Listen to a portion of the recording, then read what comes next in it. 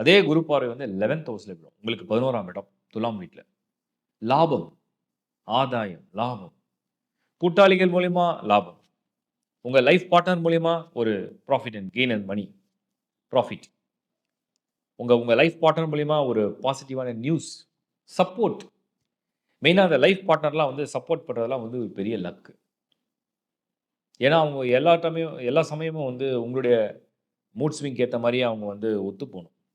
So உங்களுக்கு ஒண்ணு தோணும், அவங்களுக்கு வேற ஒண்ணு தோணும்.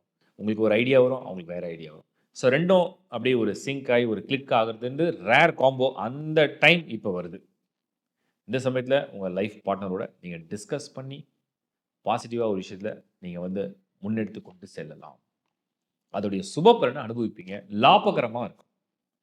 ஸோ 11த் ஹவுஸ்ல அந்த குரு பார்வை என்ன பண்ணுது? லாபம், ஆதாயம். நீங்க ஒரு செயல செய்றீங்க, அதோட ரிசல்ட் வந்து ஃபேவரா வருது. நான் சொன்னேன் ஏற்கனவே தடங்கல் வரும். ஏன்னா சனி 4 இருக்கு.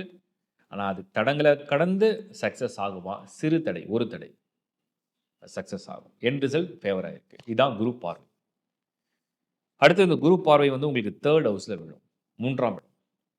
உங்க சகோதர, சகோதரிகள், நெய்பர்ஸ், உங்களுடைய நெட்வொர்க், உங்களுடைய கான்டாக்ட்ஸ்.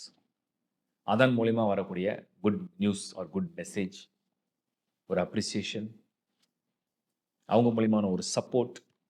இதெல்லாம் உங்களுக்கு இந்த 3 ஹவுஸ்ல ஒரு ஒரு நல்ல விஷயமா நான் பார்க்குறேன். ஓவராலா தனுசு ராசி, ஓராண்டுக்கு இந்த குருவுடைய பார்வை இருக்கு. கிட்டத்தட்ட 10 மாசம். ஏன்னா 2 மாதங்கள் கொஞ்சம் அட்வான்ஸ் ட்ரான்சிட் எடுக்க போகுது. ஸோ கிட்டத்தட்ட இந்த 10 மாதங்கள் குருவுடைய பார்வை. உங்கள முதல்ல ஒரு பாசிட்டிவ் வைபோட வச்சிருக்கும். உங்கள முதல்ல வந்து ஒரு ஒரு எனர்ஜியோட ஃபீல் பண்ண வைக்கும். செய்றதெல்லாம் நல்லபடியா நடக்க போகுதுன்றத ஒரு உணர்வ தரும். நீங்க அப்படியே ஒரு முயற்சி எடுத்து அப்படி வெளியில போனீங்கன்னா, பொருளாதாரம், ஒரு திருமண விஷயம், குழந்தை பாக்கியம். ஏதோ ஒரு முயற்சி எடுத்து அப்படி வெளில போறீங்கன்னா, உங்கள உங்கள உங்கள வரவேற்கிறதுக்கு உங்களுக்கு வந்து ஒரு சுபமான செய்தியோட யாரோ காத்துன்னு இருக்காங்க. அந்த வரவேற்பே உங்களுக்கு ஒரு சுபமான பலனை தரும். இதுதான் தனுசு இந்த முறை ஃபேஸ் பண்ணக்கூடிய குரு பெயர்ச்சி பலன்கள். நெறைய விஷயங்கள திட்டமிடலாம்.